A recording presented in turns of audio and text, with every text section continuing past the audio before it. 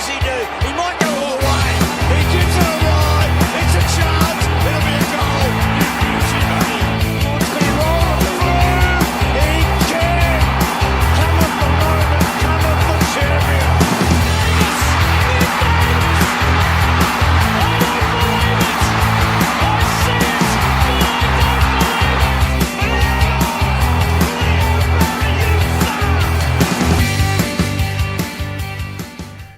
Well, welcome everyone. Thank you for tuning in on our second live podcast for the year. Unfortunately, it is after a rather disappointing loss to the crosstown team, the Giants. It's a bit of a strange match. We beat them pretty well about 3 weeks ago, but they seem to have the wood over us in finals. So it is time for our post-match mortem. A bit of an autopsy given just the performance on the weekend, especially kicking 2 goals for more than 3/4 of the match. It took until the last 2 minutes for us to even hit the scoreboard again.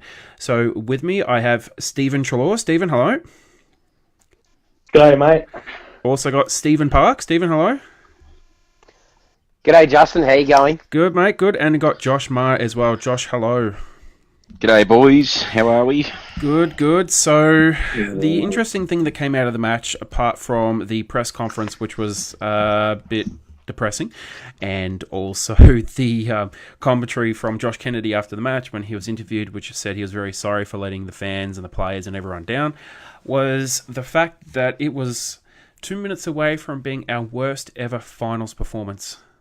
MN Donny, we're not really laughing because it's funny, we're laughing because we're in pain. It's, guys, would you laugh over the match from the hilarity or from pain? Because I'm thinking more pain than anything else.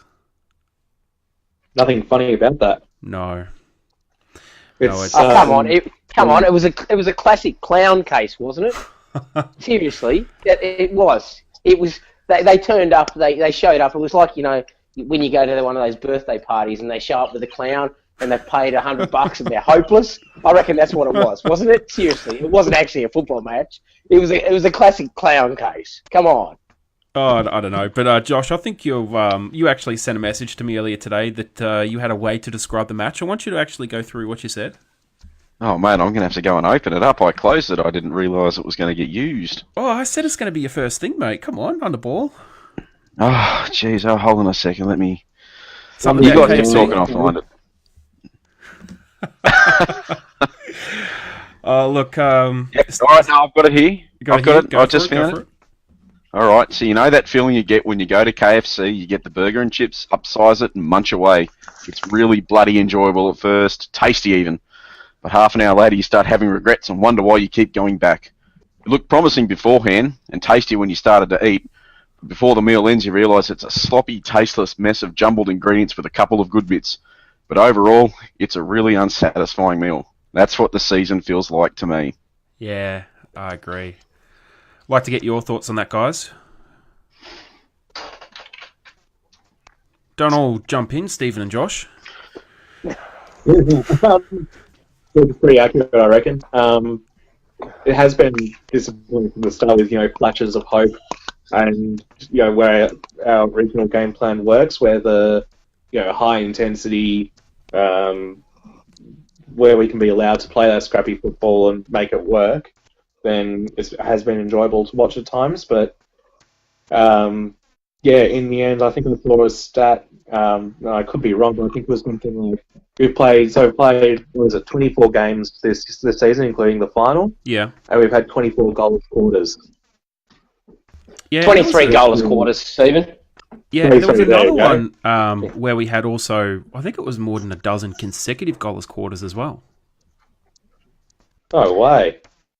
Yeah, it's been really, really, really bad. I mean, we're getting some good questions coming in straight off from Facebook. We're not going to be Skyping today, but we're just going to be doing it on Messenger.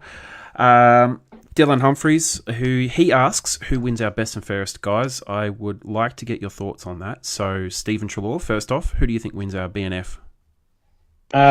First, in terms of just consistency throughout the season, Jake Lloyd for me.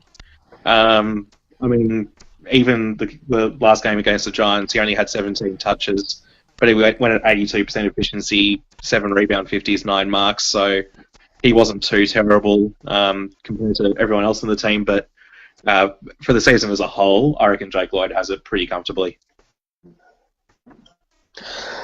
George Hewitt or Jake Lloyd would be my two guesses. I would say George Hewitt just because of how influential he's actually been on the opposition midfielders throughout the year.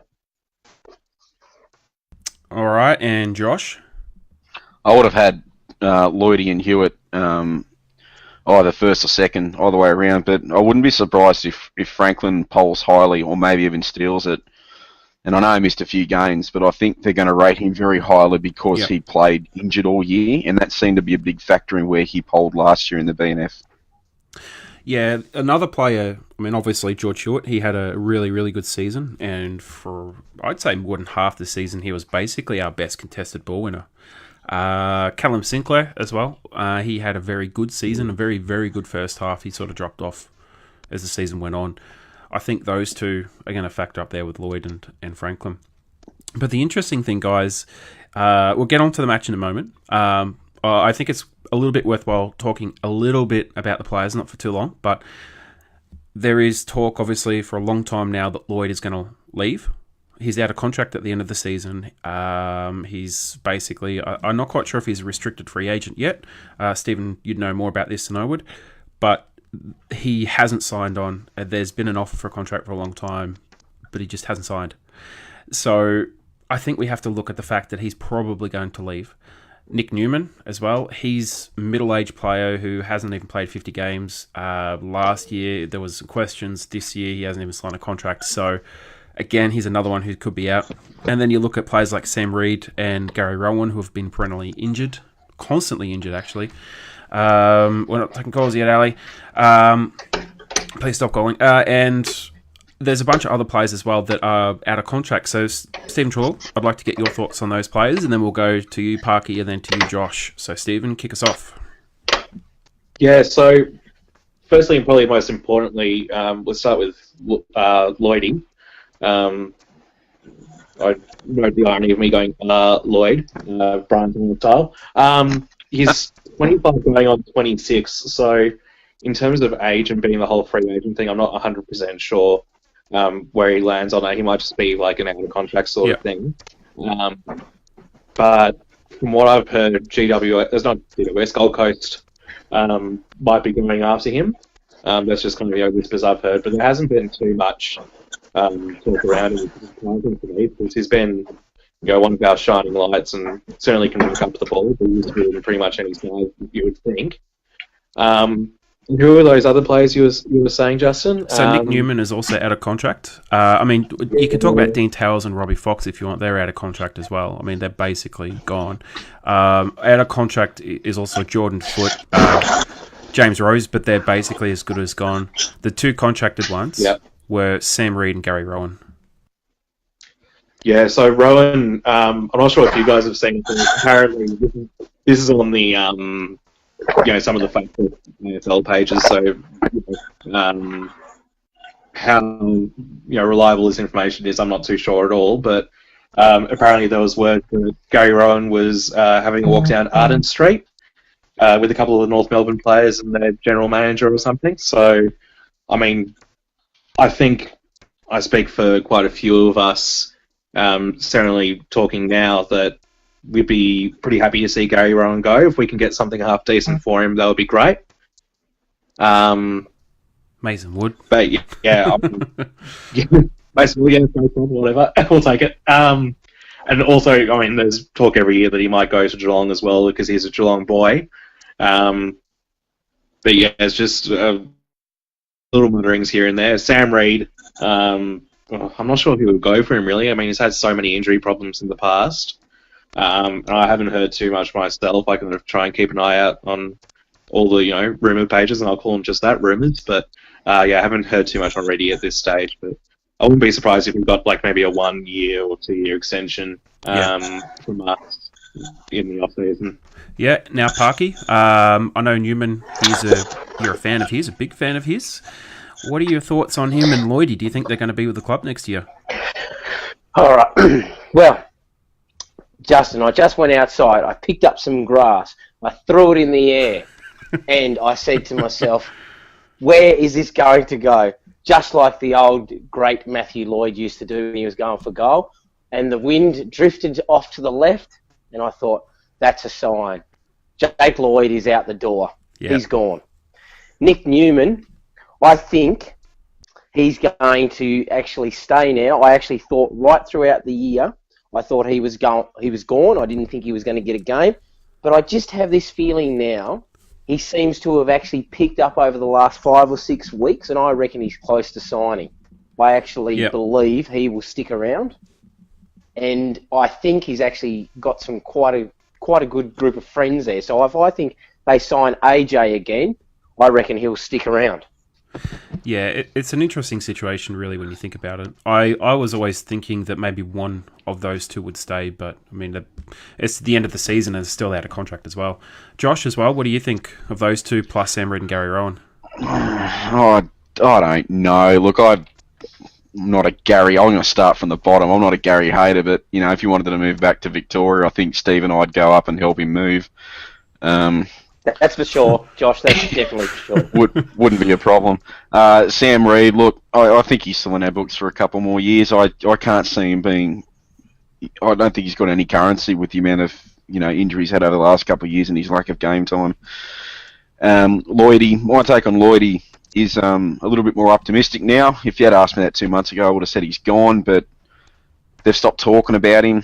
Stewie Dew was asked about it in the media here a few weeks back, and he seemed to be,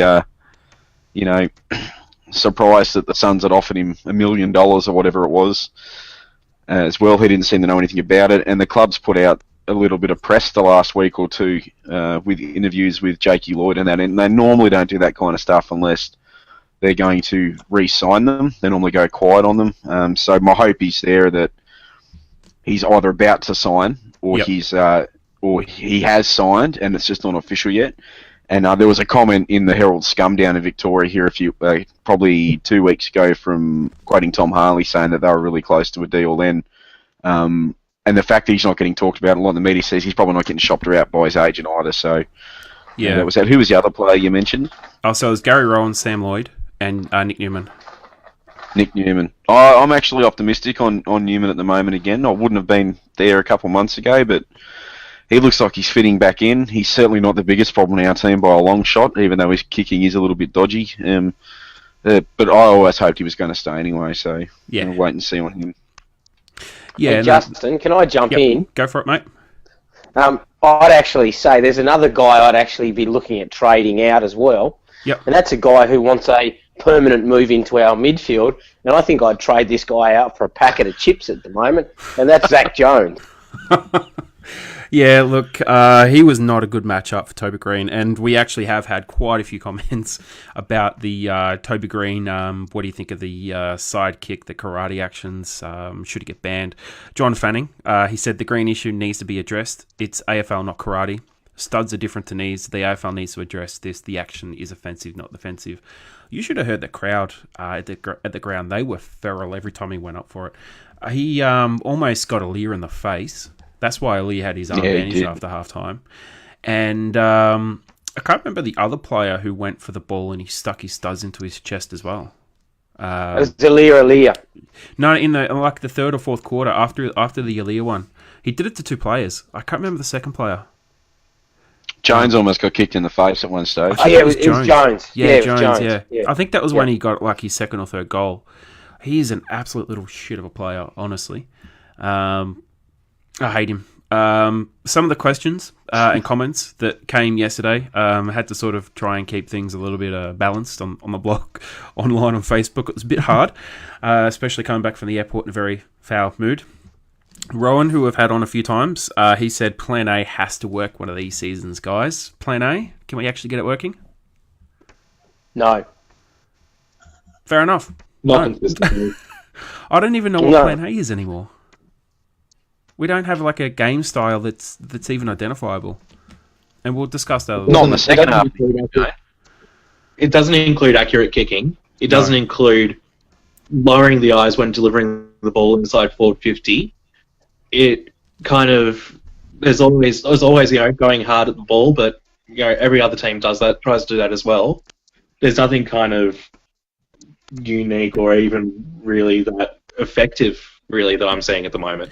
Yeah, like Penny said to me, Penny's Mrs. Blogs, she said to me that she saw a comment that basically said, and also her mum as well backed this up, that basically Longmire is kind of stuck in the wrong century as far as coaching goes. He's coaching a very contested, very slow style of game, but we can't keep up with the faster teams. It's just like this really bizarre style of play at the moment. And that contrasts so heavily with the first half of the season as well. Yeah. Yeah, Parky? You know, I thought the first half of the season that we looked like we were going to that. Certainly after round one over in West Coast, I thought, we're actually going to have a crack at really running and carrying the ball. And for some quarters, you get like a quarter of a game where you do that, but it's become increasingly inconsistent in the back end of the season. Yeah, you have to wonder whether or not the fitness is really there from some of the players. We're asking Ben Ronk, who's a 20-year-old who's played basically small forward for his entire career. Oliver Florent, who's 19. Will Hayward, who's I think almost 20. And a couple of other players who are really around that 20 to 22 age bracket with about 50, 60 games experience to try and do that. But Steve, you want to say something real quick just then? Yeah, I did. So basically, I'm going back to an interview we did a while ago with Ted Richards, and Stephen, Yep. I know you were on that one as well, and Justin, and I remember him talking about the game style, and basically he actually said in that interview that the game style was bomb it long, bottle it up in the forward line, and then work it out from there. That's the game style he's trying to play now, still. But the trouble is, our intensity and pressure around the ball in the forward line and around the forward 50 isn't strong enough to actually do that anymore. Yeah. And because our midfielders don't have elite kicking skills, it doesn't work to actually lower the eyes and actually hit a target either. If you actually look at it, our kicking efficiency for a top 8 side or even a top 10 side is the worst. Like, especially from our midfielders. Yeah, it really is bad. I mean, there's instances throughout the game last night when Hanbury had time and space and he just butchered it. I mean, like, there were kicks that I couldn't even believe I was seeing with my own eyes. Yeah, there's got to be some serious questions about Hanbury's. I'm on the Hanbury bandwagon, but yeah, I pretty much fell off it last night and landed on my head. Yeah, same. And I still got the concussion, but yeah, I've still got to wonder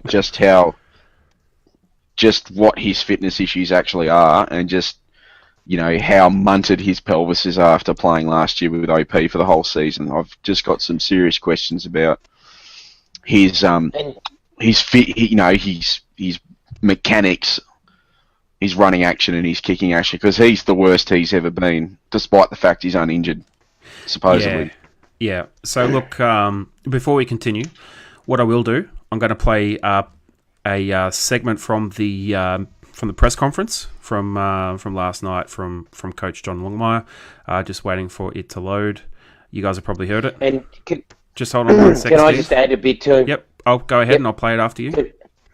Yep. So just on that, and I've it's actually been reported to me from someone that was at the game yesterday that there was a bit of a confrontation between Buddy Franklin and Dan Hanbury after the game.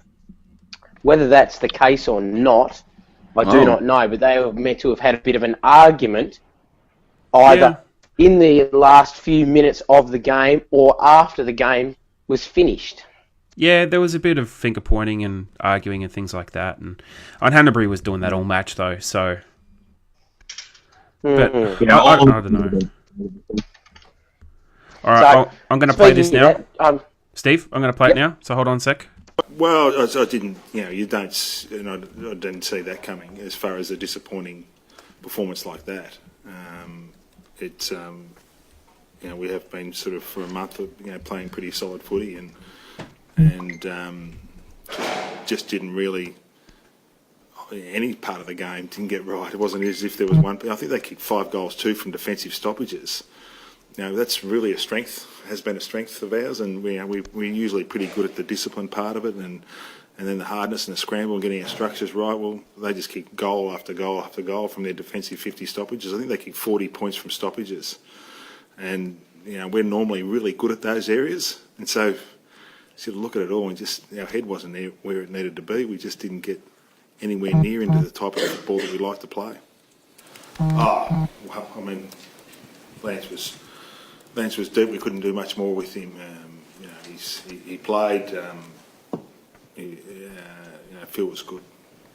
Tip your hat to Phil. Was there any doubt on Lance before the game playing? Yeah, there was, but once you play, you got to play. That's the reality was.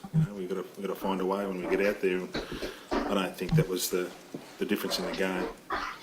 We'd always back Lance in to play. When I say there was a doubt about him, there was probably yesterday he was always going to play today. Once he got through the stage, he was going to play.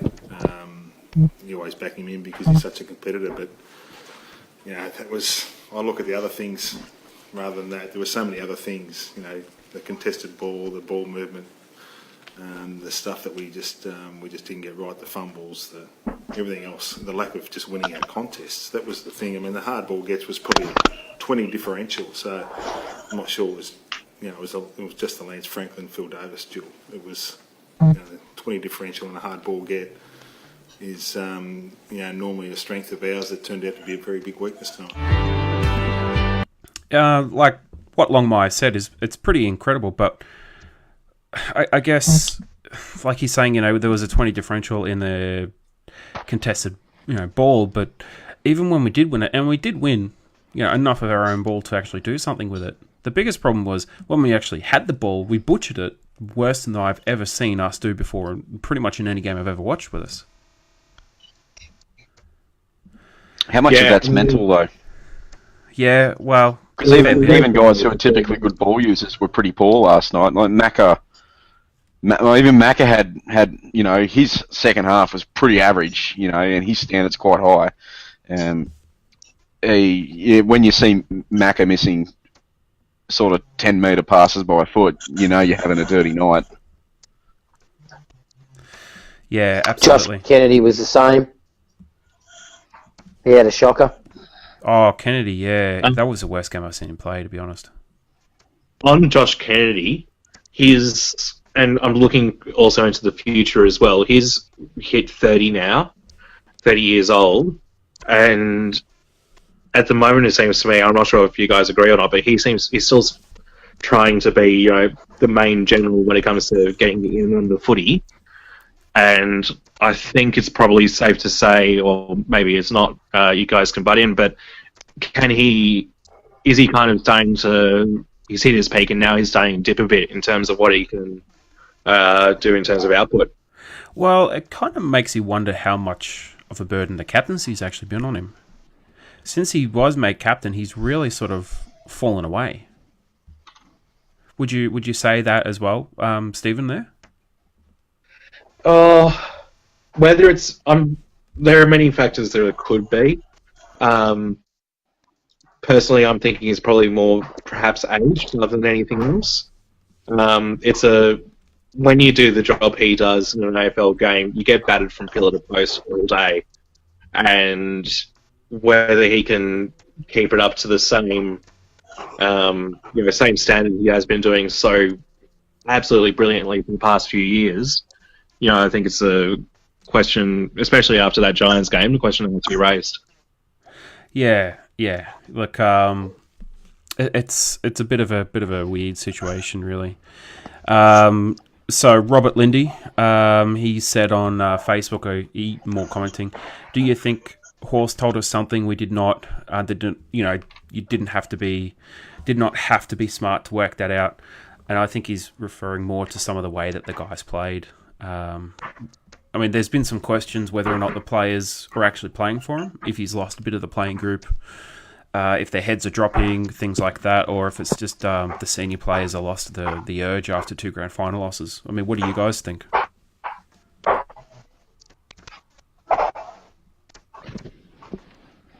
There's a certain amount of a certain amount of sense in that. If we're worried about the players' heads dropping, I thought after just on last night's game, I thought that after the Giants kicked their second or third in the second half, I thought they noticeably blew up on the park, and their heads did drop. And I'd sort of forgive that if it was the one game, but that seems to be a repeating pattern over the last couple of years. Certainly happened the first 6 rounds of last season. But we look fragile mentally, and that's not something I'm accustomed to seeing the Swans do.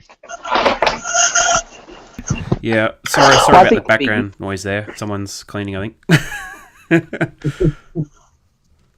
I think the big issue we have is that basically there's 2 reasons. Number one, we have no plan B, so we go into a game and we try and play the same style of football that we've always played. And if it doesn't work, we basically fall in a heap. The second one is, it's something that I've been saying, and which I've actually said to John Longmire himself. Our kicking efficiency since 2014 has been abysmal. We basically can't hit targets on a regular basis when we're under pressure. We just bomb the ball long and we hope for the best. We've just been lucky that we had the players around the ball who could win it out.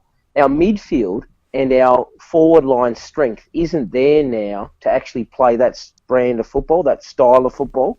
And I don't think the current crop of players that we've got coming in as young guys, who are a lot of outside runners, are going to be strong enough to play that style of football either. Yeah, it's a good point. It's a good point you make, like, especially with the players. If you look at the team in 2016, maybe we overachieved a little bit, maybe we underachieved. But you can't help but think, and I don't know if you'd, be remorseful of the fact that, for instance, Tom Mitchell has gone, or sort of wish he was still at the club. I don't really think so, but you can't help but think back that when he was in the team, it freed up Josh Kennedy and Luke Parker and a couple of the other players to do what they did best, because the teams, they had to worry about 3 or 4 players to tag, and they couldn't tag them all. And if they tried to tag them all, then the Swans had more players on the outside that could hurt you. And now it's like, well, Josh Kennedy's playing really about 75% of his best. Luke Parker's playing about the same 75%.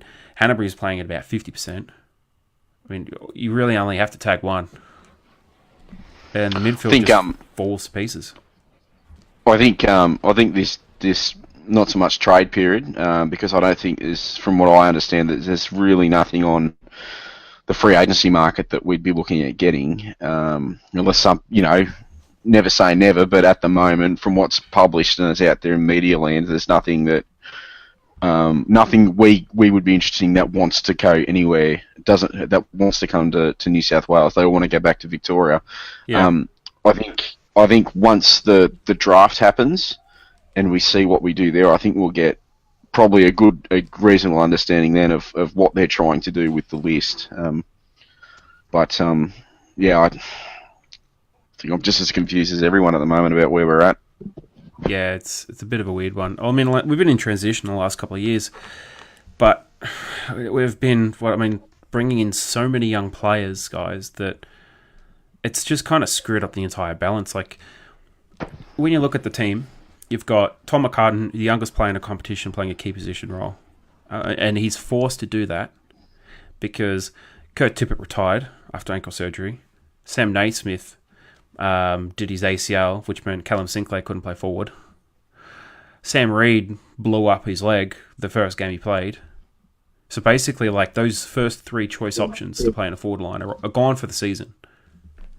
And there's even argument that Sam Reid should have been risked for this game anyway, given the fact that Franklin looked like he was about 20% of what he normally is. He couldn't even run. I don't understand. We're worried about bringing in Sam Reid being underdone, so we brought in a Franklin who was underdone as well. I just don't understand the logic. He shouldn't have played. He was Geelong semi-final last year, should not have played. He actually was a hindrance. He did more damage than good. Mm-hmm. So, Justin, can I just add in a question there? Yeah.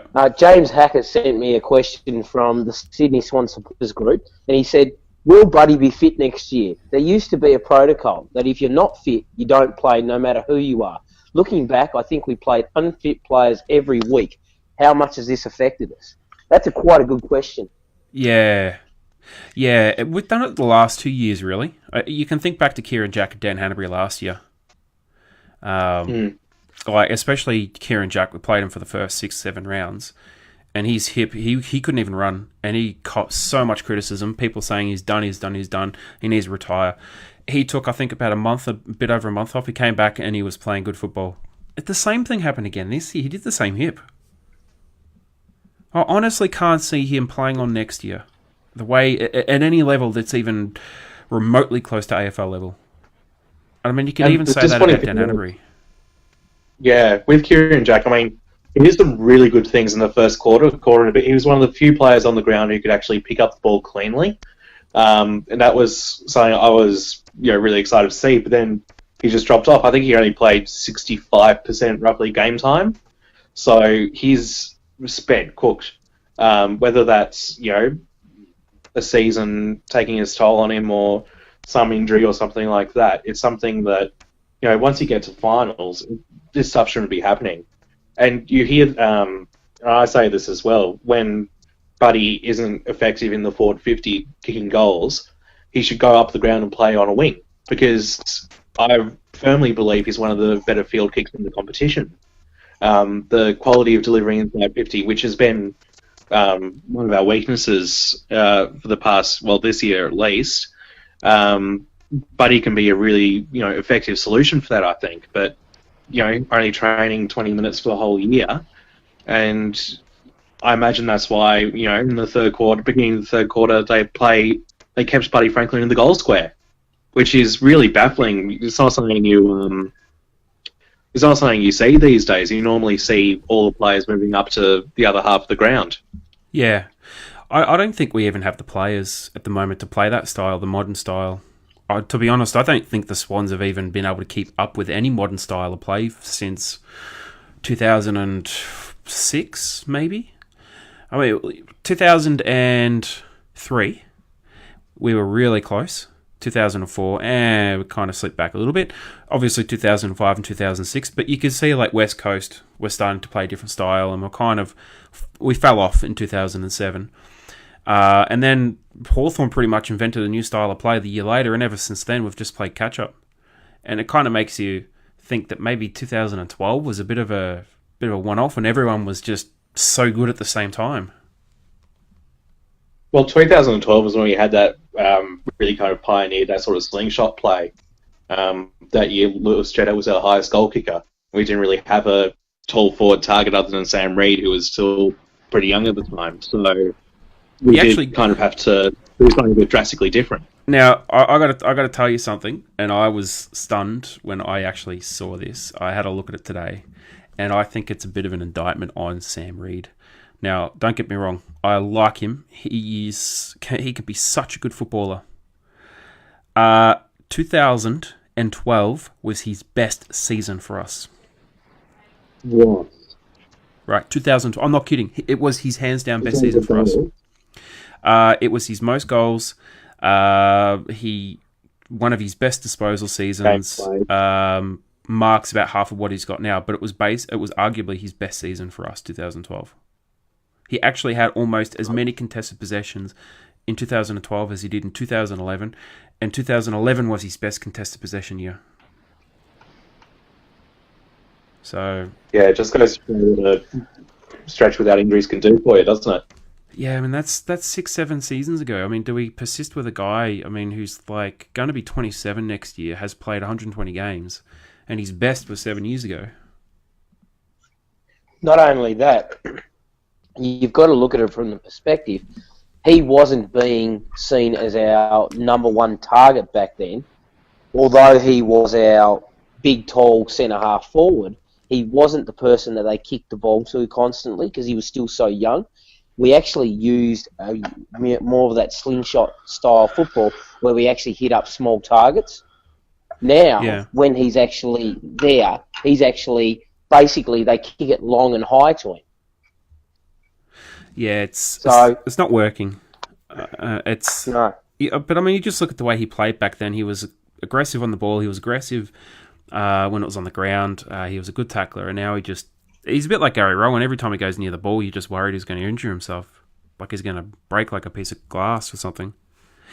But one of the comments that came in yesterday from Chris Gow, I think that's how you pronounce it, is it possible to start a crowd fund during the off-season to help Longmire come up with a plan B? Plan A of kick it to Buddy, which Longmire did say in his press conference was the wrong thing to do, is old now. Everyone has worked out how to beat us, guys. Good question.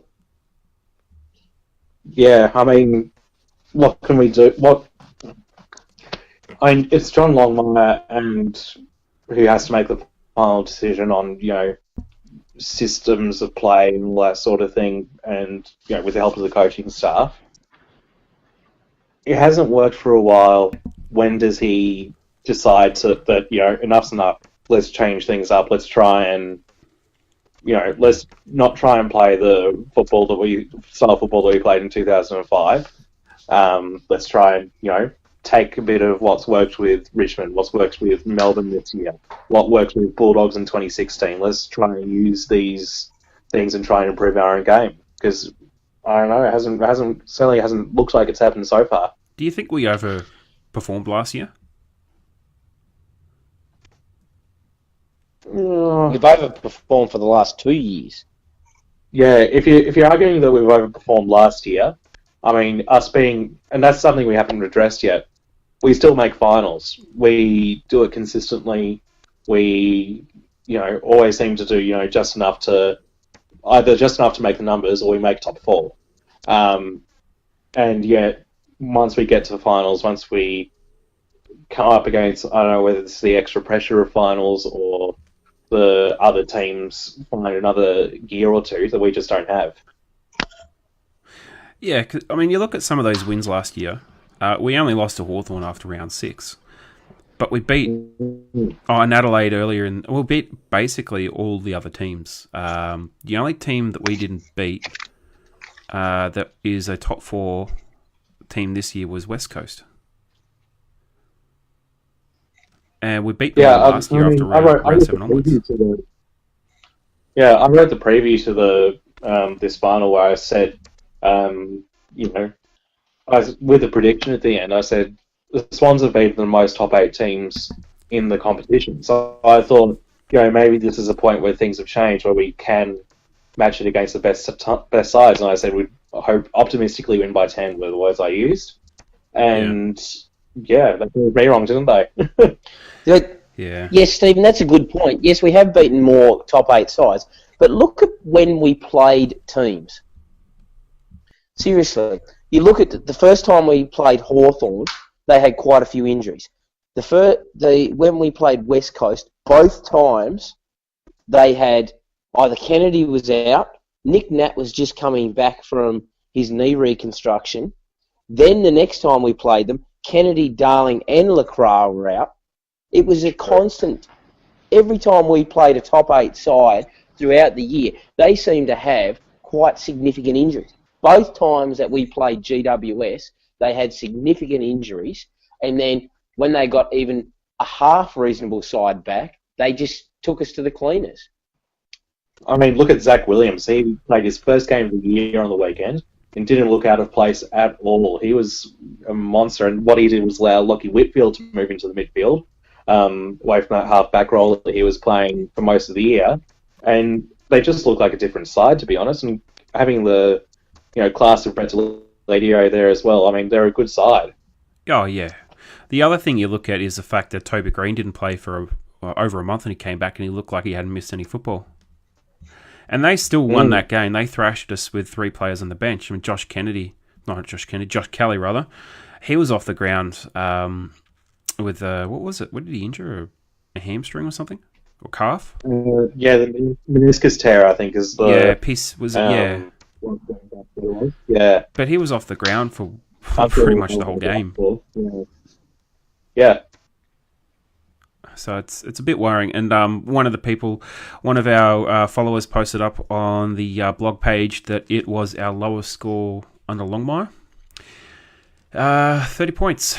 It was almost the lowest score in a final from Sydney since 1899, where they kicked, I believe it was like 3-8. So is that, wait a minute, I don't have the data on me, but was that Wait a minute, 3-8, 4-6. Oh, okay, so it was almost it was 2 points. even that 8 almost more scoring shots than we had on the weekend. The incredible thing was it would have actually set a new Swans record for lowest score in a final until Papley got his second goal with a few seconds left in the game. Isn't it also the worst score by the Swans at the SCG in finals? I think it was one of the worst. The lowest was 6-7. I think it was one of the worst by the Swans at the SCG full stop, which is really, really concerning, to be honest. It's quite an achievement when you consider the dire straits the club was in when it moved to Sydney. Yeah. I'm just having a quick look.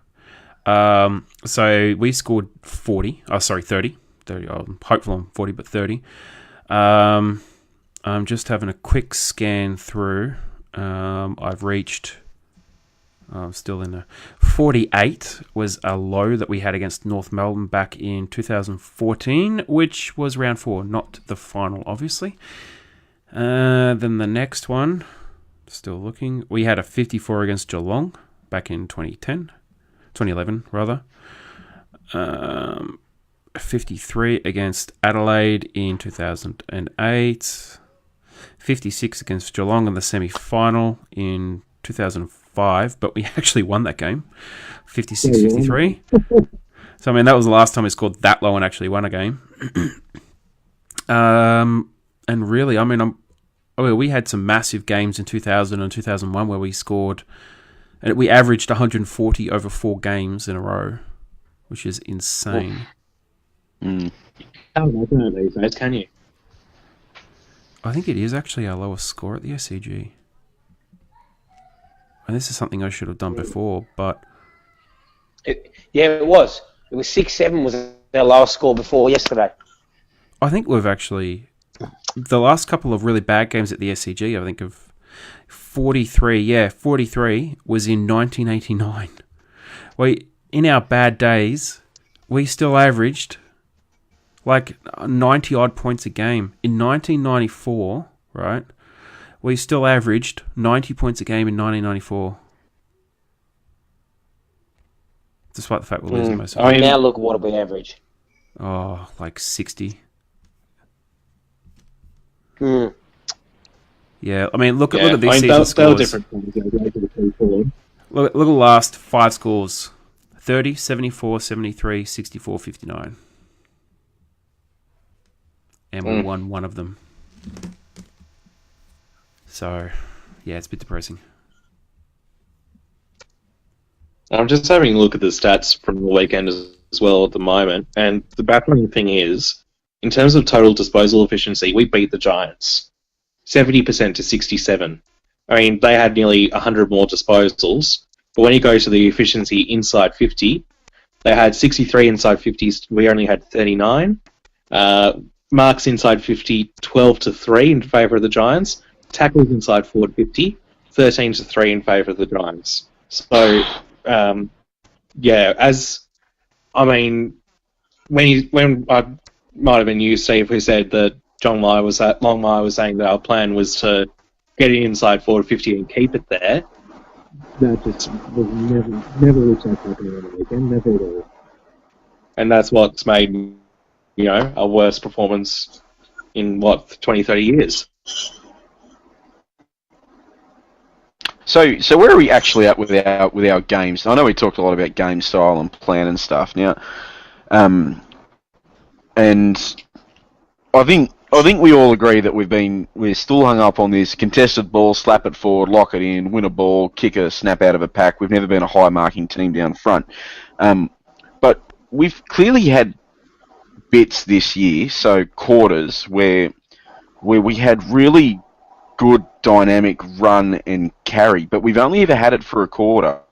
Now, I think when Justin and I said last week that our best would be competitive with anybody, I think we were talking about those passages of play. Is that right, Justin?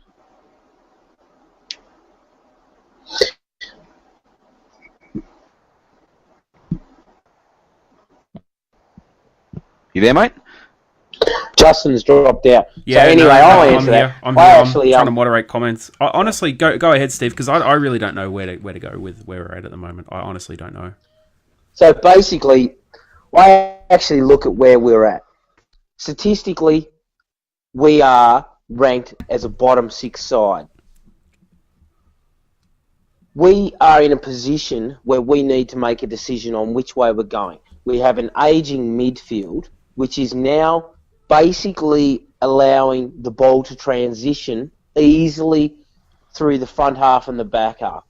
Our game style has been based on our midfield being stronger than any other team's midfield, in that it is great at contested possession, it was great at in and under, and we had a bit of pace that we could get it out to, and they'd either run long or they'd bomb it long into our forward line. Then it'd be basically held up there, there'd be another ruck tap, our midfielder would win it again, they'd get it out through hands, and we'd kick a goal. That is no longer happening. I agree, but we have had periods this year where we have done differently to that, though, haven't we? So are they anomalies, or is that what we're trying to get to? They are because I'm hoping that's what we've been trying to get to. No, I think you think they're anomalies? Okay. And the reason I think they're anomalies is because we don't see it enough. Even against weaker sides, we just don't see it enough. They keep going backwards to this old style of play.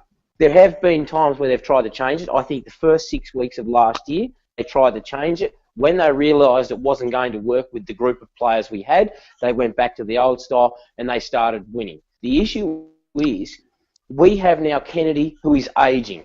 Parker doesn't look anywhere near as good as what he did, to be brutally honest. Hanbury is finished, and it's basically because of this style of play that these players are like they are. I think they are so battered and they're so worn out from the style of play that we've done for the past 10 years that their bodies just can't handle it. We don't have any pace, so we get the ball out and they're just being coughed up constantly. Yep. Because we're always and under I pressure. agree with everything you just said, Steve. The only thing I would say is that those type of players that contested ball winner can't kick, rely on handballing and just smacking him along to 50. That's not what we've drafted the last couple of years. So if they draft differently again, like if they draft towards more of an attacking style of player this year, well then I think I'd be happy next year to finish 10th on the ladder. I'd happy to do it for a couple of years, as long as it's apparent that we've gotten serious about trying to change the way we do business. So there's still a bit of me that hopes that our game style's messed up because we don't have the players to do something different. I'm hoping we're drafting away from that to go to something different. No, but Josh, you've got to look at it from the perspective. In the year that they drafted Gary Rowan and Lewis Jetta and those type of players is no different to what they've drafted over the past 2 years. We still played the same style of football back then, but we had the calibre and the cattle to do it. We were just lucky that when Brett Kirk got old, when Jude Bolton got old, when those players that we had back then, we had Josh Kennedy to step up. We had Luke Parker to step into the same type of role. Yeah, we had the structure and players for them to come in for. Like Luke Parker, right. Parker played as a substitute when the substitute was still there. He wasn't starting games like Will Hayward or Ben Ronk or Oliver Florin is. Yeah, and even then he was substituting it as a forward mostly, wasn't he? Yeah, and in the grand That's final right, as well. In his first year in 2012. Yep. That's right. But you've got to look at it from the... Look, I know Sorry, what you go. I know what you were saying as well, Steve, but just before you continue on with that, Josh, as well, what you're saying before about the game style, about trying to lock it in the forward line, we talked about it a couple of times about Ben Ronk and Tom Papley, about basically they're playing Ben Ronk as a midfielder. I don't know why. What's the point I know, and he's he hasn't had the fitness or tank for it. What's the point of kicking it long and deep inside forward line? He's already shown that he's an elite tackler. Yeah, I know, but he's already shown he's an elite tackler and he's got amazing goal sense. Why would you play there's a simple someone reason who's quick and that. a really good pressure player outside the forward line when they're a forward when you're getting slaughtered in the forward line? I just don't get it. Maybe that's why I'm not a coach. But Justin, there's a simple reason for that. Because I'm don't you understand there's a simple reason for that? No, there's a simple reason you're clueless. But there's a simple reason for that. If you look at our midfield, why are they playing Ben Ronk in the midfield? Why are they playing Tom Papley at various stages in the midfield? Is because our players that are playing currently midfield can't handle it. Kieran Jack, he goes in for 2 or 3 minute bursts. He can't kick. Josh Kennedy, his kicking isn't up to scratch. Yeah, Luke it's atrocious Parker, at the moment. Great hands, but can't kick. That's right. So who are the ones who can actually kick in our team? Ben Ronk is one of those players. It used to Tom be Papley Hanbury. is one of those players. Hanbury used to be an amazing field kick. I think he's just lost it after all these knee injuries and leg injuries. And I suppose when you look at the team, the midfield, right? George Hewitt and Luke Parker are basically trying to play the inside and outside role at the same time. Because, as you said, Kieran Jack, goes in for 3 minutes. But even his outside role, he's nowhere near as good as he used to be. His body just can't keep up with the game anymore. I mean, I think that's just the most clear thing I've seen this year is he tries, and you give him a lot of love and respect for what he's done for the club. But physically, he just can't keep up with the game anymore. And you have to ask whether or not Dan Hanbury can keep up with the game anymore either. Or you really have to consider that. Maybe it's a fitness thing. Maybe he's still injured. But yeah, look, David from Facebook, he's commented on Ronk. He said, Ronk has been chucked in that midfield at times because we lack speed in the middle, which is taking away the pressure we have in the forward half.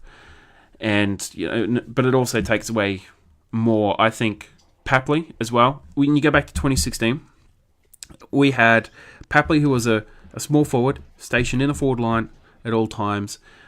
Xavier Richards, like I said. But then we also had Tom Mitchell and Josh Kennedy, who were the contested ball winners. We had Luke Parker, who was the in-between. Dan Hanbury, who was an awesome link player. And Kieran Jack, who was pretty good at that as well. And then you look at the team these days. Kieran Jack doesn't play much. He plays about 60%. Dan Hanbury is like constantly injured. Luke Parker's now the contested ball winner with Josh Kennedy, and everyone's just thrown out by it.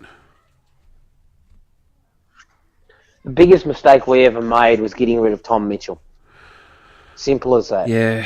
Because he was a young player who was an in and under. He would have been able to do... Basically, it's all fallen on Josh Kennedy, and Josh Kennedy can't handle it. If we still had Mitchell there, you'd have Kennedy and Mitchell alternating. Parker would still be able to play that inside role when needed, but he'd be able to play more on the outside wings. We just don't have that extra hard body. Look at what he's done for Hawthorn. Basically, he has single-handedly run that midfield of Hawthorn, and he's turned them into a side that's basically gone from, 12th last year to top 4 this year. Yeah. And it's all on the back of him, because Jager O'Meara doesn't go in and get the ball. He doesn't win the ball. He just stands on the outside and waits for it to come to him. Yeah. Yeah, that's really it, isn't it? Yeah, I mean, this is my view, and I don't have anything to do with the club whatsoever, but it seems to me that Tom Mitchell didn't have the patience, because he could well have been that for us, but I think he wanted to be the number one. He saw an opportunity from Hawthorn to be a number one midfielder at the club, to be probably one of the top money earners as well, and he went and took it, and fair play to him. And when he was playing with us, he was probably, third or fourth in terms of midfield importance to our midfield? Yeah. Yeah, I mean, this year, though... Go ahead, Steve. Yeah. Yeah, but the question I'd ask with you, Stephen, there is that the way John Longmire saw him? Whether it was good or not, 63 possessions in the NEAFL. He averaged almost 30 possessions a game for us. And the whole thing that John Longmire kept saying was he doesn't have defensive pressure. He doesn't have defensive pressure. No, but he used to get in and win it. So isn't that what he's doing? John Longmire hated his guts, I'm sure. No, that's. I mean, it took Tom Mitchell so long to get a game for us. I'm not. I have no idea what was going through the match selection committee's mind when they turned him down again and again. And I wouldn't be surprised if that had some influence on his decision to leave as well, because did he feel less valued by us? Probably. Well, just on that, you'd have to wonder whether there's some kind of personality clash behind the scenes here too. But there was. There was. The leadership... Do you remember any of our players being interviewed about him, having glowing things to say about him? No, I remember what happened. Not one. So there was a situation. It was actually very similar to the Mitch Morton one, but Mitch Morton obviously responded a lot better. So the Mitch Morton situation back in 2012 was the senior leadership sat down with Mitch Morton and they said, you need to be able to do this, and once you do that, we'll be confident to bring you in. And this is when he was kicking snap goals and goals over his head, and he was kicking bags of 10 and 12 in the NEFL. So he went back and he worked on it, and he did exactly what they did. And as soon as it was ready, the team was just like, we trust him, bring him in. What happened? He had a really good game in the grand final. He had a pretty good final series, all things considered, right? Tom Mitchell, basically, the information that came out was that the players didn't trust him. They thought that he was a ball hog. They thought that all he wanted to do was play for himself. He wanted to be number one. He wanted to be the guy. And you could see it the way he played. Every time he got the ball, he'd just run with it and he'd try and kick a goal from 60 metres. He'd do his 1-2s. He'd do everything he's doing now. And he's exactly. Still did it when he was at Sydney. So. Yeah. So, but hang on. But they play Zach Jones, who's probably the worst person I've ever seen for not lowering his eyes. As soon as he's within a distance of the goal, he won't look for a teammate. He goes straight for the goals. He's one of the worst goal users I've ever seen for kicking for goal and kicking to a teammate. You've seen Hanbury, right? No, I'm talking Zach Jones. Jones is I'm comparing him to Hanbury. Hanbury is in worse at just general ball use at the moment. Yeah. But he used to be good. Zach Jones has never shown it. And I actually say he's one of the most selfish players I've ever seen play AFL. And I watch a lot of games and a lot of teams, and I'd say he's one of the worst and most selfish players I've ever seen. Oh, that's harsh. That's harsh. Now, Shane left a comment a little while ago. Sorry about not getting back to you a bit earlier. But he said, fact is, we have not been able to compete with other teams in the second half of the year as shown in scoring shots. Last night was a perfect example of our inability to get scoring shots or entries into our 50. We have just changed most of our coaching staff this year, so maybe we've given them time to gel. That's also from James Hacker. So the first one, guys, some thoughts on the fact that we haven't been able to compete in the forward line. I know we've talked about it. And the second one is, do you think the change in coaching staff has actually been more of a negative influence than a positive? Joshua Ma, you kick off, mate. Changing coaching staff, I don't know.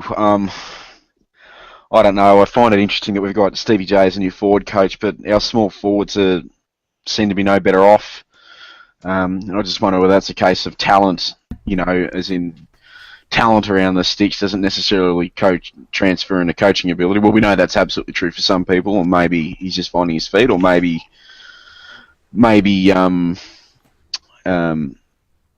he's just finding his feet in the role, or maybe he's not going to prove to be a good coach, but we won't probably know that for a couple more years. What was the first part of your question, mate? Yeah, Stephen Trelaw, your thoughts, mate? Yeah, sorry. So that was about our forward line, and I said before we got clobbered in the inside 50s, 63-39. So they had nearly double our inside 50s, our efficiency inside 50. So 10 shots from 39 inside 50s. We went at 26% efficiency inside 50 when it comes to going for goal. Marks inside 53, tackles in forward 53. It was an absolutely shocking performance, and there were hints of that in previous games this season, but not to the extent that we saw on the weekend. In terms of the assistant coaching panel, the guys we've brought in, so we've brought Dean Cox, Stevie J, they're kind of the two big ones at the moment, but also, even Brett Kirk. These are guys who haven't done coaching for a while. These are guys who were stars when they were playing, without a doubt. Dean Cox, I reckon, is probably the best ruckman of the past generation pre-Gawn and Grundy. And Stevie J, one of the best small forwards / midfielders going around. But they don't have experience in coaching other players. And I think whether that means... Because, there is AFL is like a coaching accreditation that players can go through. And, I mean, are there better assistant coaches out there currently? Yes. I'll say that flat out. Will these guys, Will Cox, Kirk, Johnson, improve in their coaching and their teaching ability in the coming years? I bloody hope so, because if not, we're screwed. Yeah. We had massive turnover as it was in the off-season with regards to coaches. I think we had 8 or 9 roles actually changed. So it really was a phenomenal change. Josh Franco, who had been with a club for a long time, Talbot, who was Talbot, he was the long-term rock coach, more part-time than anything else, but he basically retired. Playfair as well, and Playfair was highly regarded within the team itself. And he left as well, so it was really just a massive, massive change. I'm just having a quick look to see if I can find it. I can't find the article, but can I? We lost so many years of experience. Yeah, jump in there. Can I comment on that question as well, Justin? Yep. Yeah, so I've got 2 parts that I'd like to say about that. The first one is, our forward line is never going to do any good, no matter how good Stevie J is, when we are losing the inside 50s week in, week out. I actually just had a quick look while people were talking. Throughout the season, we won the inside 50 count against the opposition 5 times. 5 out of 23 games, we had more inside 50s than the opposition. That doesn't surprise me. Yeah, we are not going to give our forwards a good opportunity to do that. Sometimes we were getting beat in the inside 50 count by plus 20. Well, what was that game we lost it by almost 30, but we still won?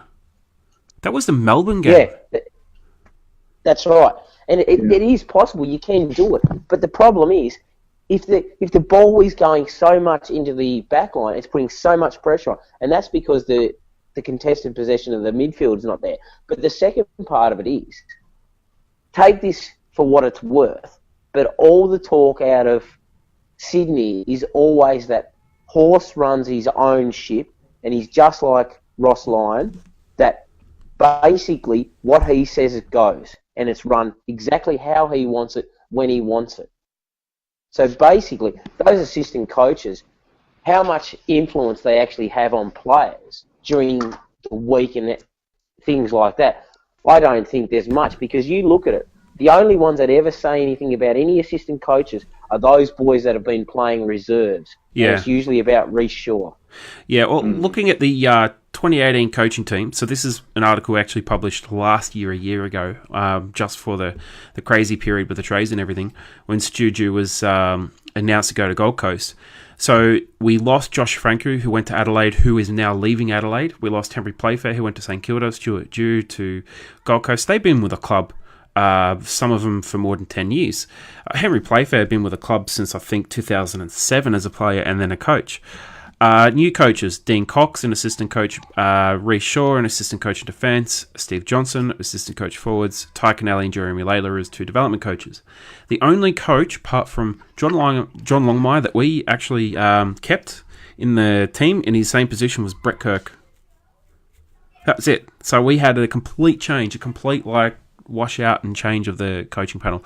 Maybe that hasn't translated there, Steve. I mean, maybe there's some issues with the development and direction of the coaching team, but I mean, you can't help but think that the lack of identifiable game plan or game style can't it can be linked to the actual coaching changes that we've had. I mean, there is a bit of a link there. You can't really deny it. And now, haven't we lost Reece Shaw? Isn't he supposedly going back to one of the Victorian clubs? Yeah, I mean, there's been the rumour going around that North Melbourne are going hard for him. So, I mean, if we do lose Reece Shaw, okay, hopefully this is an opportunity to get some experience. North Melbourne go hard for every person ever. You know, there was another one today saying Gary Rowan got spotted down at Ardent Street. You know, I wonder if they offered him 800,000 as well. Mate, if they offered him $800 and a packet of chips a week, he'd drive him down there anyway. Yeah, a hot Coke and a cold pie. Yeah. Yeah, don't get us wrong. We love Gary Rowan. We just kind of would like someone more consistent.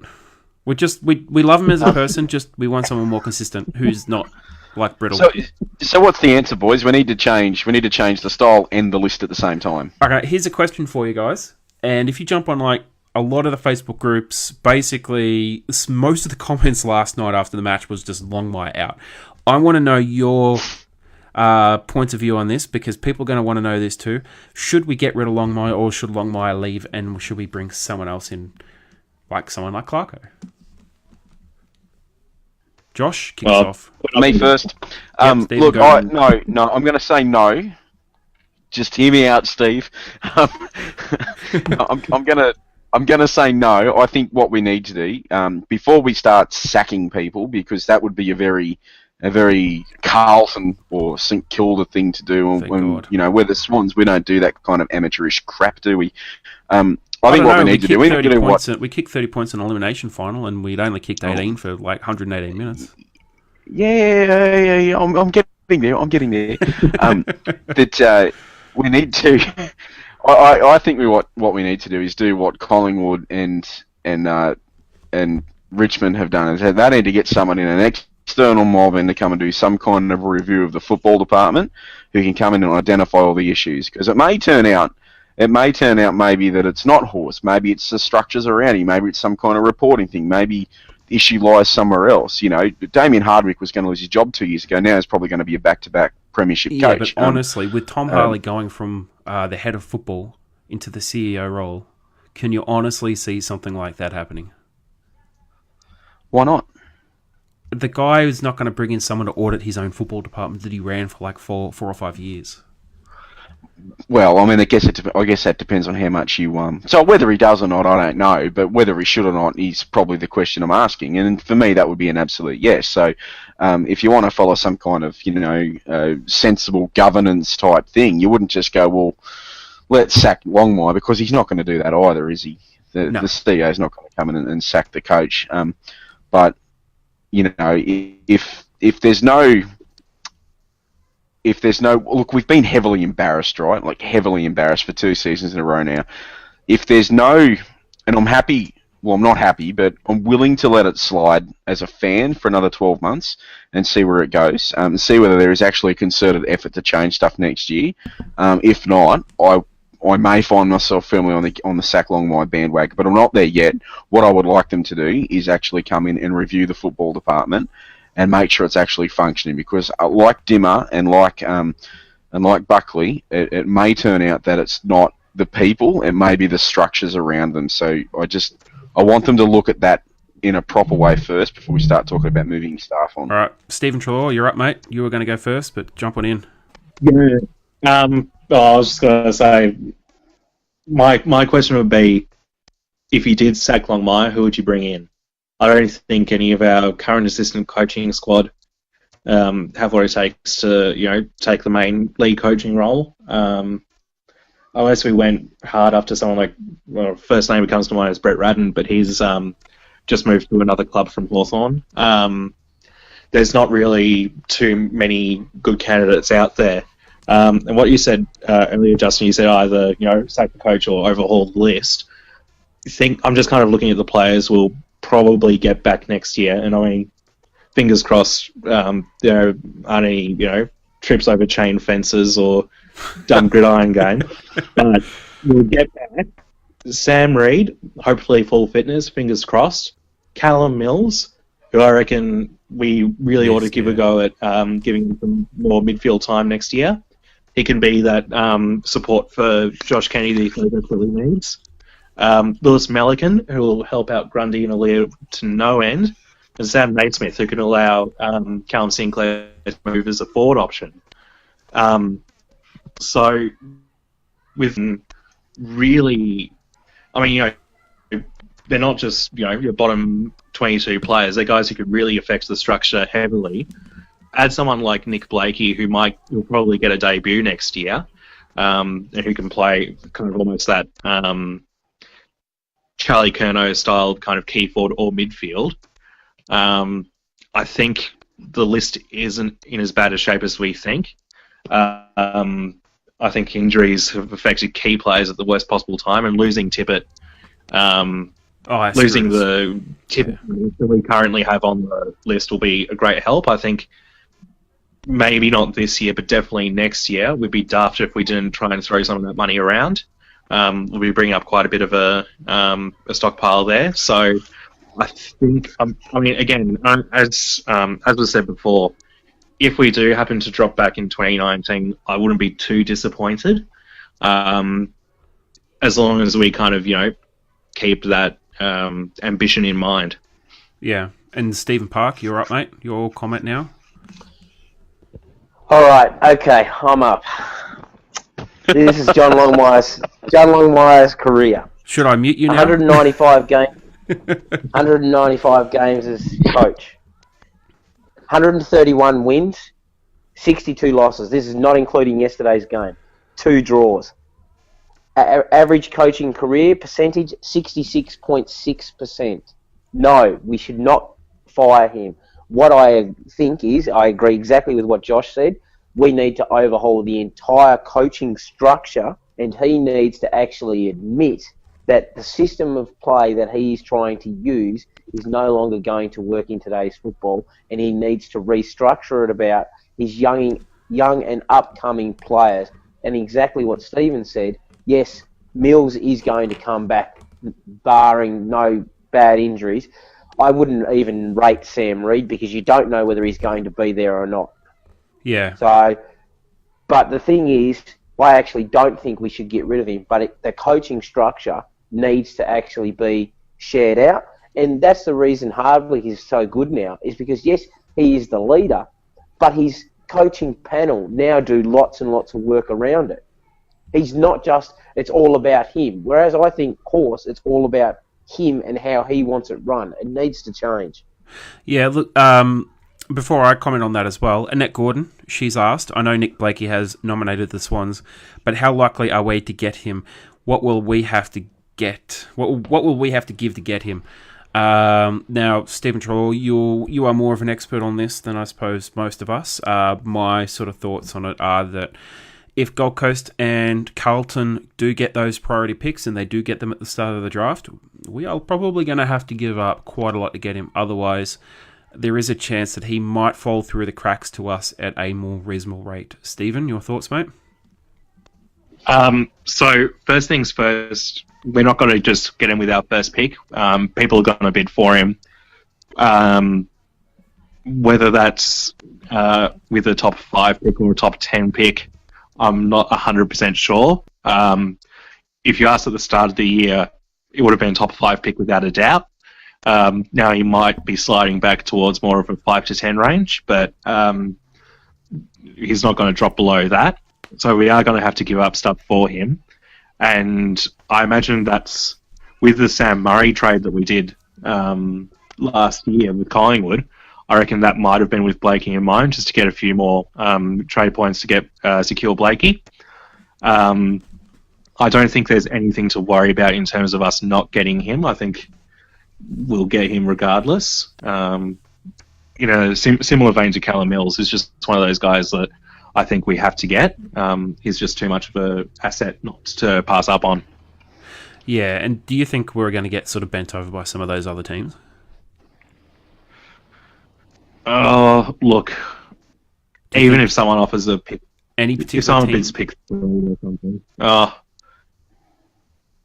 You reckon like a St Kilda or Bulldogs or something like that? Yeah, I mean, Bulldogs don't have a pick that high up, I believe, to really get there, especially if you put priority picks into account. But I'm not too sure. I mean, anything can happen on the draft night, especially now they're introducing live, like you can trade your draft picks live on the night. So that's just got to add another spanner in the works in terms of trying to predict what happens on draft night. But I don't think there's too much to worry about. I think that Walsh, Jack Lukosius, the King twins, those are the guys who will be named up first, and then Blakey will be in that next slot. Yeah. And he has had a pretty good sort of junior career as well, so there's plenty of opportunity for him to become a very good forward for us anyway. But on to the previous topic about the coaching.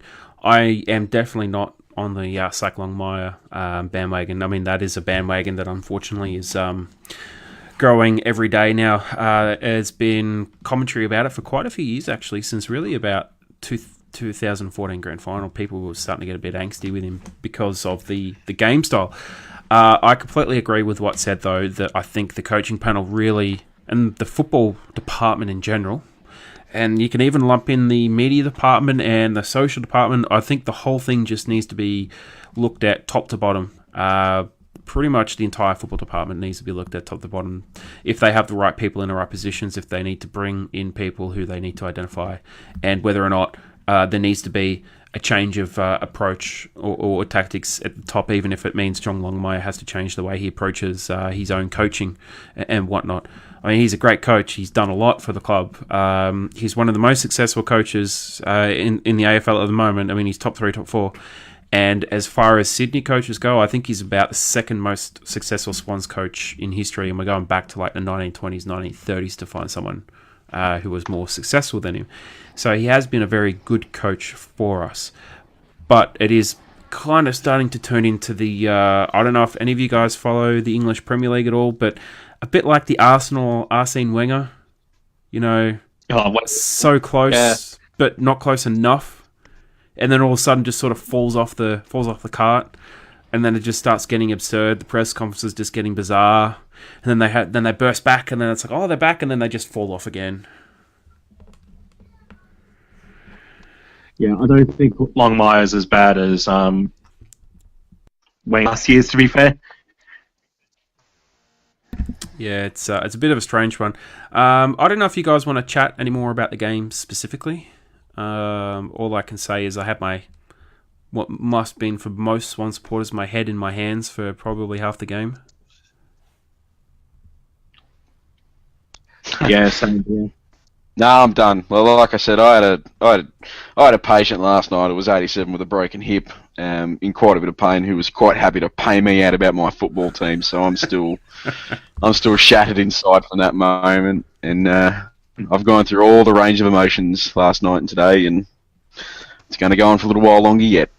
Well, I guess we can sort of wrap things up, because I'm not sure we want to sort of sit around and torture ourselves for too much longer. I'll ask you guys a question, and I'll go to some more social media sort of questions and whatnot. We've got one from Miles. We'll address that one in a moment.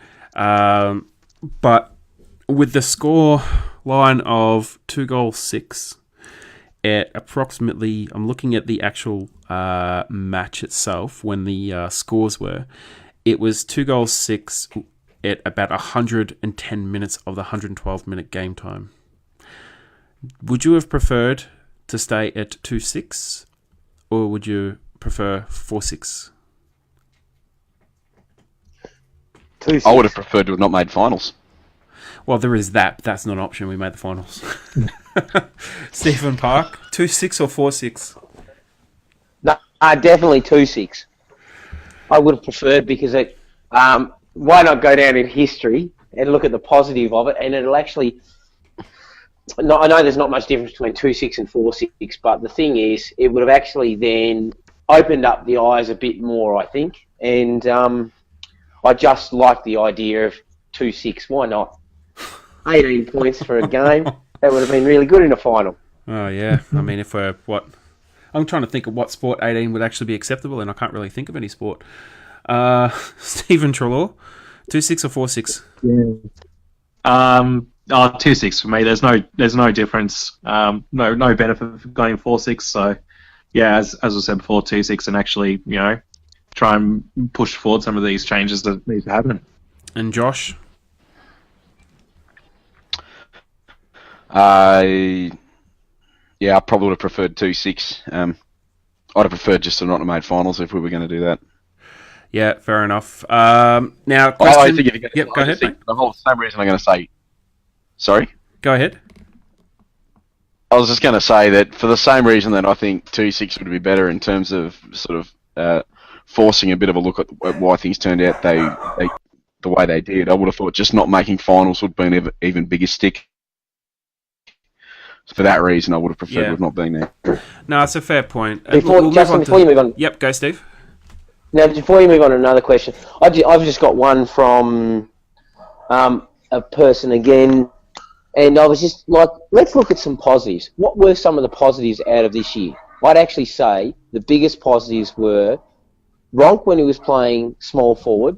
I think Tommy McCartan is going to be a gun when his body develops, and I actually think the defensive unit held up exceptionally well again this year. I think they are probably the three biggest positives that we can take out of this year. Anyone else's thoughts? Oh, yeah. I mean, I'd agree with that. Josh, Stephen?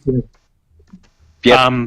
I think another positive has been how good Sinclair was, particularly in the first half of the year, filling in the ruck where, and maybe in the preseason he might do a bit more kind of main ruck training. I think also Aaliyah cementing his spot in the best 22 is another big positive. I think he's still got a few areas of his game to work on, but when he's on song, he really sings a mighty good song, to quote one of those commentators on one of those AFL games. Well, his first quarter, what he did in that first quarter alone, basically gave us a chance to even be in the match. That one-handed mark, 1 against 2, that was something special. But look, on to some more social media stuff now. So Miles Collins, he asks, how likely are Sydney to go after Port Adelaide's defender Tom Jonas? Is he even worth getting? Stephen Treloar, you up first, mate? Yeah, I mean, I've heard those whispers as well. Whether there's any merit to them at all, I have no idea. I think Jonas will be a great addition. I think he would help Heath Grundy a great deal. I mean, I know Grundy's signed on for another year, but and he's done so well in the past. There's been, I can't say enough good things about Heath Grundy, but I reckon in 2019 he'll need help.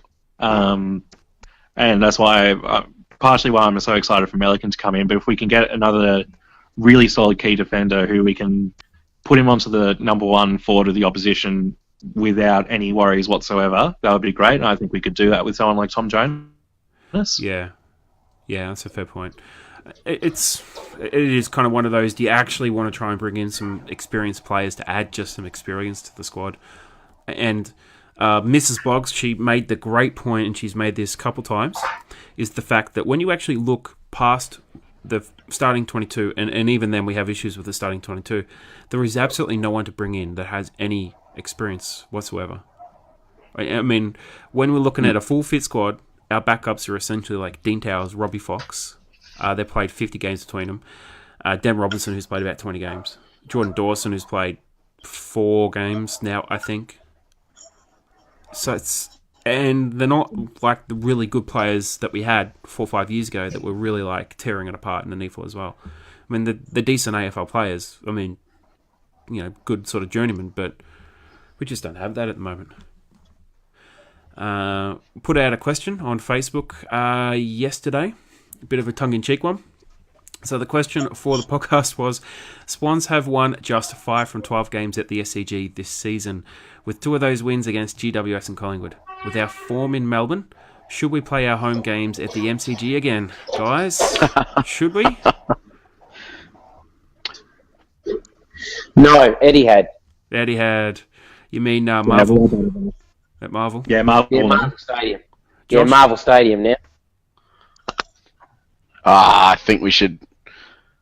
Well, not that we can change it, but it'd be nice if they did some redevelopment of the SCG and changed the field's dimensions a little bit more. To the MCG. Or even to Etihad size. Yeah.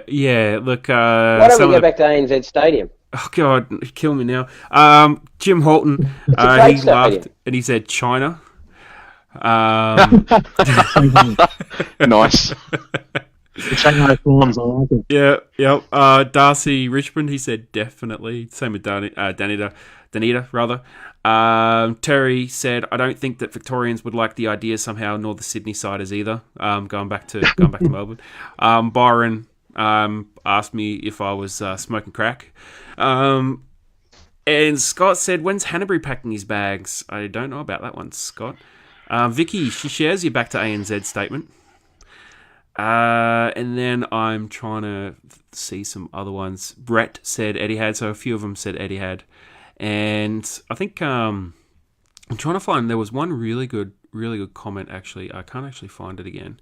But it basically said, here we go. Nick Bailey, he said, to win on such a small ground, you need to have a dominant midfield, and we haven't had one all year. I think we've pretty much covered that. But yeah, look, guys, we've been at it for pretty close to an hour and a half. So not quite the result we're after, but it's the result we got. On to next year. I've got one question before we go. Justin? Yep.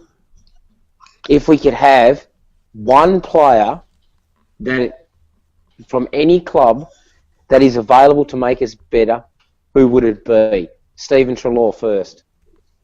Wait, is this any player who's currently on a list? Who's currently on a list? Oh, all right. I'd say let's look at the type of player we need. I mean, honestly, we could get a player in any position, and that would make us better. But I would say, I'm not going to say Tom Mitchell. I'm going to say a fit Nat 5 who can do the midfield and the forward really well. I think that'll be a great benefit for us. Nat 5 for me. Yep. Josh? I hadn't thought about this at all, but I'm just going to be lazy and say I like the Nat 5 idea. Justin? Dustin Martin, hands down. Yeah, I was going to say Dustin Martin as well. I mean, you can even go Trent Cotchin as well. Get those two together. Bloody hell. I mean, if we could have got Rioli a few years ago when we got Franklin, I reckon we win. I reckon we actually win a lot more games. Okay. Or maybe even Rioli instead of Franklin. Yeah. Yeah. All right, last one then I've got for you. One player that you know that has been talked about that could be traded that we may be able to get. I don't know. I don't really listen to many of those trade rumours. So you're talking about someone who's up for free agency? Either free agency or, there's been talk about him being traded. Andrew Gaff? There's been quite a few. Gaff, Gaff. Yeah, I like that one. How about Rory Sloane? He just signed a 5-year contract. Oh, did he? He did, didn't he? Yeah. What about Tom McDonald? Tom McDonald signed on? Yeah. This must be an old article from the AFL site. Oh, yeah, March 22. Yeah, it's a bit old. I'd actually how about say Tom Boyd? It'd be Gaff or Oh, shut up. Tom Boyd. No, come on. We've got to bring back Zach Dawson, don't we? Zach Dawson. Man, come on. That'd be the one. How about one of the Guthrie guys? We can get one of them, can't we? I mean, Yeah. we're playing like they're already in the midfield anyway. Happily have Shield. Yeah. Yeah, Dylan Shield would be good. Yeah, there's no He'd chance be we're getting him. brilliant. Not a chance. I've got the perfect one to come back out of retirement for us. What's that? Boomer Harvey. Oh, please. Give him a 6-game contract. Yep. Yeah, well, why don't we go and get Drew Petrie while we're at it and bring back Dean Cox?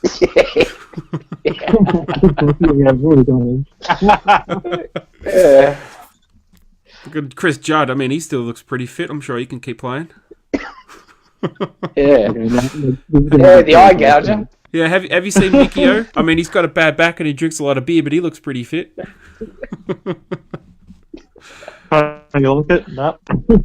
Oh dear. Mate, if we get desperate, we can always get Brett Kirk to chuck back on the jumper. Jude Bolton runs around on the field enough. He'd probably still play better than our midfield. Yeah, he probably would. Well, look, I think that just about wraps it up for tonight's show. It's a bit of a post-mortem, although we talked more about what's going on than the actual game itself. yeah, it's unfortunately not much to really talk about the game. Just how depressing it was. So that'll be it for tonight's show. So thank you so much for joining us, fans, followers, and Stephen, Joshua, second Stephen as well. So we had Stephen Park and Stephen Trelaw for those who might be a little bit confused by the names. So guys, thank you so much for joining us. Thanks, guys. I'm still a bit confused myself. Yeah. Thanks, Justin. It's always a pleasure to come on. I wish it was under better circumstances. Thanks once again. We'll be back happier. We'll be happier at some stage. We will be back. So Justin, yep. Before we wrap up, are we going to do a cover the entire season and look at who we would like to trade for live podcast at some stage? Yes, we will be doing that. We'll have to probably wait until the end of the finals, because then we get an idea about the contract state. Usually the club waits until the end of the finals to lock down those contracts. So once we have a bit of an idea, maybe in a couple of weeks, we'll do that. But again, this year we'll try to do a live draft podcast. We're also in talks with the club to try and line up some interviews with the sort of player management and drafting team as well. So yeah, we'll try to be back next week. We'll figure that out, and we'll do a bit of a bit more of a season discussion, talk a bit about the players, and sort of a look ahead at 2019. A little bit more of what we've done tonight. So guys, until next time, I guess, go Swans. Go Swans. Please score more. Go the trade period is all I can say. Yes, I am looking forward to the trade period. Not this early, though. No. All right, guys, before we wrap up, I want one go team from you, from whoever's left in the finals. Josh? Oh, go Deeks. Stephen? Yeah, D's for me. Loved the way they played against Swans. Other Stephen? Go Pies. I'm hanging up. Go D's. Just sack him. Sack him. I mean, there's no way you cannot go for the D's. I will disown all of you. Wait, so I'm gonna qualify myself. I'm gonna say go Nathan Jones, because that boy deserves one. Yep. Stephen Park, you suck, mate. No, come on. I'm sick of it. It just reminds me of 2016 with the Western Bulldogs. I hate these fairy tale stories. No, they don't deserve it. The Tigers downright deserve to win. That's simple. All right, I think we've had enough. I'm killing this. All right, yeah, that's the end of the